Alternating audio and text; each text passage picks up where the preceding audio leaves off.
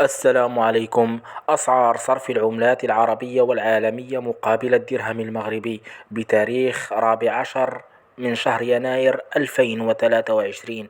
الدولار الأمريكي 10 دراهم فاصلة 05، اليورو 10 دراهم فاصلة 90، الليرة التركية 0,53، الريال السعودي درهمان فاصلة 67، الدرهم الإماراتي درهمان فاصلة 73، الريال العماني 26 درهما فاصلة 12، الدينار الأردني 14 درهما فاصلة 17، الجنيه المصري 0,34، وباقي العملات أنتم تشاهدونها الآن في تتمة الفيديو.